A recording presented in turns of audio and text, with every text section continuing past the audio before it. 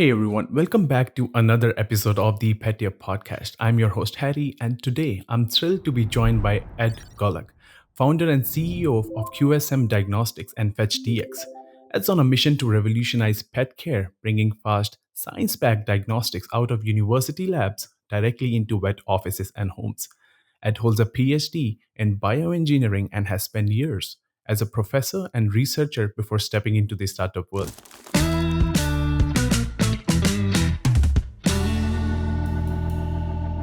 Ed, welcome to the podcast. Thank you so much for joining us today. Thanks for having me. Really excited to chat with you today. Awesome. All right. So, I've been truly fascinated by your work, especially how you have translated your academic expertise in chemistry and bioengineering into practical tools that are now helping vets and pet parents make smarter health decisions every day, right? So, let's start by rewinding a bit to your origin story. So, you began as a professor and researcher exploring electrochemical sensors in Netherlands, right? Yes. So, what inspired that pivot to bacterial quorum sensing diagnostics? So the sensors we were making were very sensitive and interesting, but as an engineer, it's the application that's fascinating. And Right. so while I was in the Netherlands, I was actually looking for what would be interesting things to measure with these electrochemical sensors, because most people uh, measure glucose or they measure dopamine and neurotransmitters. And those weren't areas that I was very excited about. And I actually stumbled upon a paper about quorum sensing molecules uh, while I was doing my postdoc in the Netherlands. Uh, there was one group out of Ireland that had done some measurements on this class of molecule using an electrochemical sensor. And that's what started the whole concept because I couldn't find any other work around that in that field. And so that's what I proposed for my research and my research group when I moved to Northeastern University in Boston. Right. So, tell us about the early bootstrap. You had support from NSF grants, you went through I-Corps and partnered with the Northeastern's Tech Transfer Office early on, right? So, how important were those resources in getting QSM off the ground? They were critical. I would not have ended up leaving the university without that. Right. So the NSF I-Corps program is an amazing program. I highly recommend it to anyone in academia that's thinking about doing a startup. So my lab had been funded by the National Science Foundation, and a lot of the preliminary work that we published was funded by those grants. And so they offer this program to anyone who has supported research as a way to Right. look at uh, commercialization. And so that's what we ended up doing. And so I went through that with a few of my PhD students, and we found a Mhm. mentor. And it really teaches you the initial skills that are Right. necessary. So product market fit, To lean startup. bring out a product into the market, right? Yeah. Yeah. And that was actually when we had our first conversation with the veterinarian. One of our mentors had asked us if we ever spoke to veterinarians because we were Right. looking at human applications. Our tech could be used for human health as well, but that's a very long road. And when we spoke to the veterinarians, they were really excited about this concept to have a technology that was designed just for them instead of a hand me down from the human side. And it was a good fit in terms of cost and function. And so that's how we ended up thinking about let's start in veterinary and go into that direction. Awesome. That's just awesome. So let's talk tech now. So, since we are talking about the device now, so the Otter EQ device is based on something called quorum sensing, which I like to describe as far as I understood, as bacteria's version of group chat, right? Hmm. So you have developed a sensor that can actually detect these molecular messages. Yes. So talk us a bit on that. Yeah. So each bacterial species, and in kind of layman's terms, the way I think about it is that they have their own language. So it's like Right. speaking French or German or Chinese. And if you have a sensor that can detect that language that's spoken, you can identify whether that bacteria is present and in what relative amounts. And so we started with an initial sensor for bacteria called Pseudomonas, and it's incredibly specific and unique to that bacterial species. And now we have in development an array of sensors basically checking for other languages to detect things like Staph aureus and Klebsiella and Proteus and other bacteria that cause infections in animals and humans. And to have this array of sensors on one cartridge so that you can put one sample down and check for all of the common pathogens and be able to quickly identify what's present there. That's insightful. I mean, and I saw that the device can detect the that Pseudomonas down to 25 CFU with 96% sensitivity. Mhm. That's pretty impressive. I'm curious how that held up outside the lab. I mean, how did it perform in actual clinics where the samples are? Yeah, so there's always a bit of loss in sensitivity, but for the commercial application, what we do is we prep the sample, we incubate it in the clinic overnight, and then we actually still achieve the 25% sensitivity. And it was partly uh, for two reasons. One, the sample matrix gets a bit more complex going into real ear swab samples. Right. But the other thing is the level of infection. So that Hmm. wasn't known ahead of time because nobody had ever studied dog ears to see, Right. well, how much bacteria is there. And what happens is, luckily, most people don't wait until the infection is that bad. And so we can detect in the clinic without any incubation, and we have about 70% sensitivity, where the entire test takes less than 2 minutes. But if it's a low level infection, it's not going to get picked up without that added wait period. And so, in kind of an ideal world, what we'd like the veterinarians to do is to, like on a human strep test, you have a rapid test. If it comes back positive, you're done. But if it's negative, you kind of have a confirmational test that's ready the next morning, and then you have your results. Right. And that's how would be ideal. But in Hmm. practical terms, not everyone wants to do both tests. But we do have clinics Right. out there that are able to run both versions.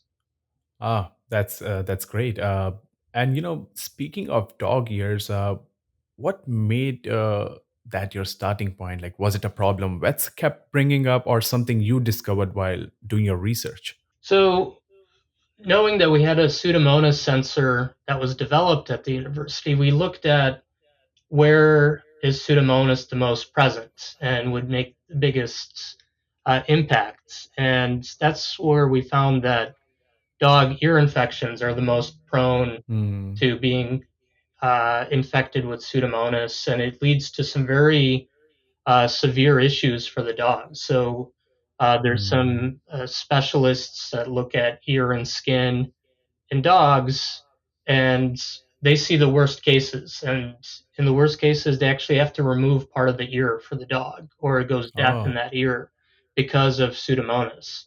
And so we know there's a particular challenge with that bacteria because it's so difficult to treat. And if you treat incorrectly early on and you wait too long, it just becomes more and more challenging and turns into a chronic issue. right. And so that's how we started and went down that path. Hmm. That's awesome. So let's talk about your mail-in FetchDx kits, which empowers owners to collect urine, feces, and ear swab samples at home. One thing that really stood up to me, which I found in your FAQ section, that pet parents collecting those urine and fecal samples at home get results just as good as what a vet tech would collect in a clinic. And that's a big deal because if at home collection isn't reliable, the whole convenience factor just falls apart, right? Yeah. So, what protocols did you use and design to guarantee that consistency at home? Yeah, well, so a lot of it was uh, user testing with our own team. We all have pets, um, and making sure that the collection process is as easy and straightforward Right, for the pet owner as possible. Because with our tests, it's a collection and a mail-in. So as long as you can collect a sample reliably, the rest of the process is the same as what the laboratory does, right, right. or vet techs do in the clinic. And so it's interesting. A lot of it is um, actually educating the veterinarians that yes, pet owners can do this just as Right. well. And then looking at the samples and analyzing them carefully, and now we have a big data set showing that you can't tell the difference between samples collected by a pet owner Oh, versus that's a awesome. technician. Yeah. Um, but you can't do all of the same methods. Like some veterinarians want to do a cystocentesis on every pet, where they stick a needle into the bladder of a cat or dog. Obviously, we're not going to have pet owners do that, but Right, right. there's a lot of scenarios where I don't think you have to do that, and those veterinarians agree with us. Mm, Um, and in those cases, a free catch is a free catch. And we right. actually have some patent pending uh, components in our kits. So, like, we developed a sponge. It's a sterile sponge for the dog urine collection with a specialized holder, so it doesn't get dirty easily, and it's very simple to collect a sample from any dog, even tiny dogs. Mm, For cats, similarly, we make right, sure the kit has everything. So it has a liner and it has gloves and sterile materials, and then that works quite well. And I actually find it surprising that those sorts of materials aren't provided by everyone in the past. Like right. you're just given a little box of plastic litter and sent home, and Mm, no instructions of how to collect the sample. What do you do after your cat right. pees in a litter box? And Correct. it's like, Right, well, right. I guess I Right. lean it over and pour it back into the cup. And it's like, how hard is it to Right. include some gloves and an eyedropper? Correct. And so those little things add up and they matter. And Right. so we make sure that all of that's included. And then on the shipping side, we do exactly the same thing as what the clinics do when they send out to a laboratory for testing. Because not all of the Right. testing is done in house. The advanced tests get sent to what they call a reference lab. And Right. with those, they put it with an ice pack and they send it overnight. And our kits are the same Mm, way. So you get an ice pack, as a pet owner, you freeze it, you put the sample in the box with the ice pack, and we get it the next day. that's awesome. That's powerful, and that's so thoughtful that you have made that process so simple for people. And I think that was the whole point of it, right? To reduce the number of vet visits as well. So Yeah, that's awesome to know that. And I see you especially focused on cat wellness, with FetchDx. And cats are so often underserved in vet care. They usually only show up when something's really wrong, right? In yeah, emergencies, like you mentioned since we first talked. So, how are you positioning FetchDx as a way to catch things earlier, especially for senior cats? yeah. I think that cat owners in particular uh, would be open to having this kind of preventative testing and monitoring uh, if it's convenient. I'm a 100%. cat owner myself. I've had 4 cats at one point. I have 2 right now Mhm. at Ah, home, along with 2 dogs. And the cats get very stressed out. I get stressed out having to take them right. in.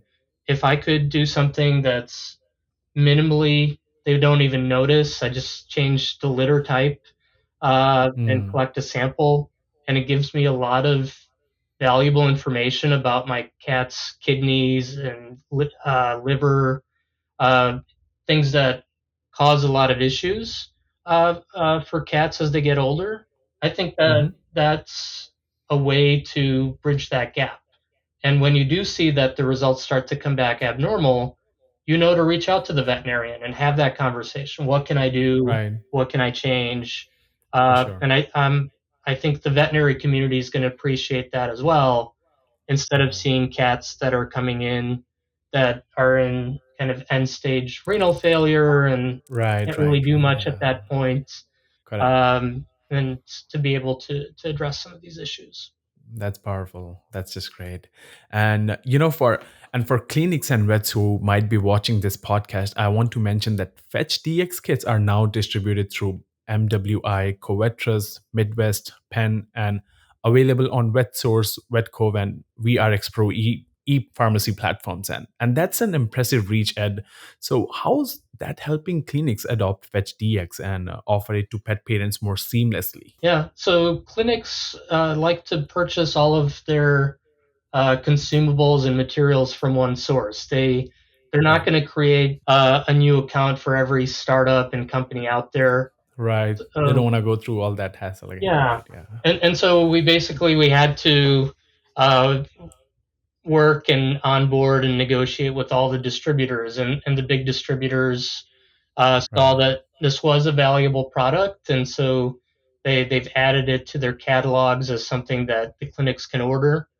On the online pharmacy, I think it's something that I hope the clinics will take more advantage of. Uh, right now, they use them for prescription refills to Hmm. some extent, but they've lost so much of their revenue share to Chewy, and now Amazon's getting into the Ah. game. Um, Sure. we don't sell our products on those platforms. So the only place that the pet owner could get it is through these online pharmacies that the vet clinics have that are fulfilled by these companies. And it's a Right. way to get the kits directly into the pet owner's home because they just buy it online.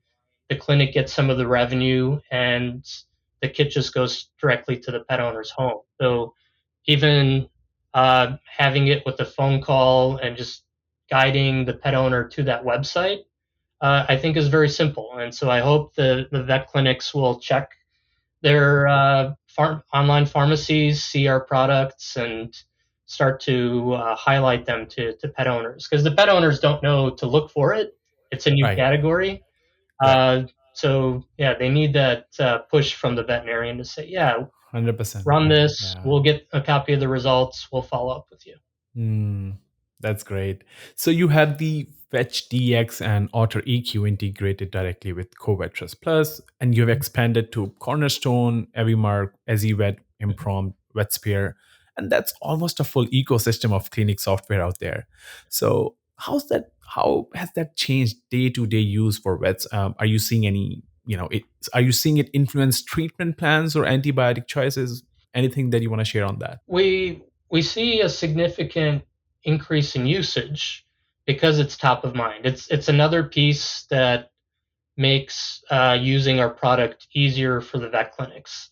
Similar to them not wanting to purchase, they don't want to go to an external website to register or to check their email for the results.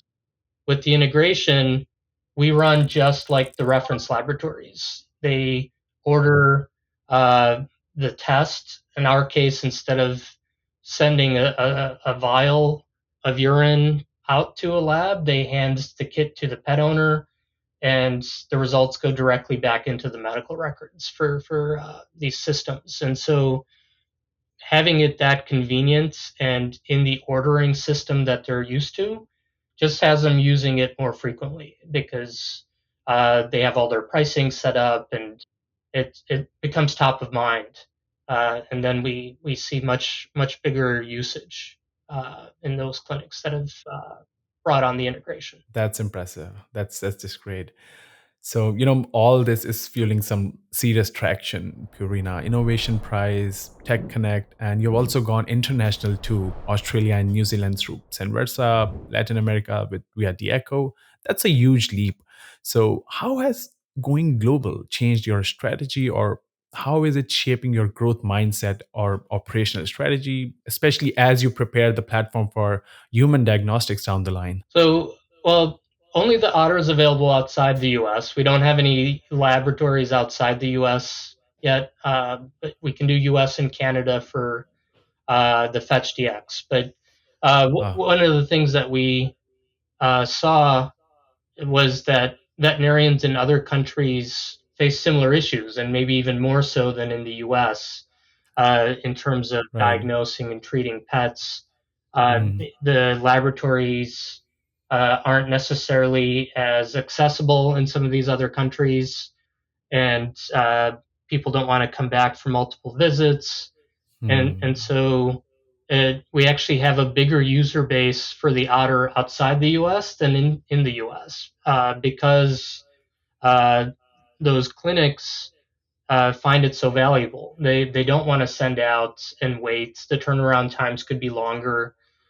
This is something that they can do in the clinic themselves with our instruments, and so the adoption's been much higher. In terms of planning for global, we have to start to think about adding support for multiple languages. And so that's mm, a bit more on the right. software side. We've started to build out the software uh, add-on features to be able to support multiple languages seamlessly, and looking at those things. But the platform was designed, it only uses a USB, so there's no power plugs, so we don't have to worry about power adapters or anything like that. Luckily, USBs are standardized all over the world. Right. Correct. And so that's been fairly straightforward for us. That's great. Any partnerships in human health you are eyeing? Do you foresee any challenges with that since you have already landed on, a lot of major platforms? So if you want to Um, talk us, yeah. Nothing yet on the human side.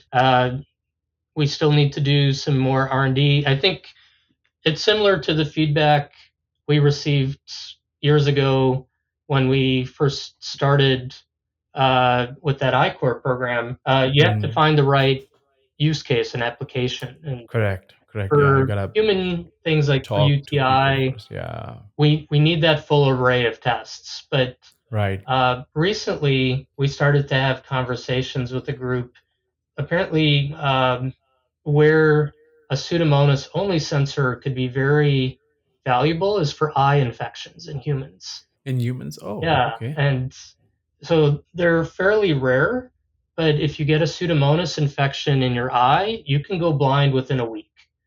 And so, uh, use cases where people have contact lenses that can get Mm, contaminated or aren't cleaned well, right. being Right. able to quickly identify that it's a Pseudomonas infection, you have to get kind of some very uh, specialized antibiotics and like extensive eye washes to make sure you don't lose an eye if you do get a Pseudomonas Right. infection. And so that's something we're just starting to pursue, but it's going to require a fair amount of investment because you have to do so much more field testing. You have to go through Correct. the FDA Right. regulatory There's a lot of process that. and things Yeah. like that. But we're excited Mm. about that. But hopefully, we have now some of these other sensors for other bacteria working in our laboratory. I'm hopeful that next year we'll be able to launch additional cartridges to test for multiple bacteria simultaneously, and expand out the value of the Otter platform. I wish you all the best for that, Ed. All right. I think it's time to wrap up. And I must say, this has been such an insightful conversation with you, from how bacteria talk to each other, to the incredible way you have taken the science and turned it into tools that truly empower pet care. So, whether it's making wellness more accessible for cats or helping vets prescribe smarter with real time diagnostics, you're clearly building something with a long term impact. So, before we wrap up, any final message you would like to share with our listeners, maybe a word for fellow founders or vet community? Well, the thing that comes to mind, uh, top of mind for me, um, is for uh, pet owners to be more proactive. Reach out to your veterinarians. Uh, Tell them about our products because the veterinary community is understaffed, and they're very working night and day. They have shortages of staffing and doctors. They don't have time to learn about new products.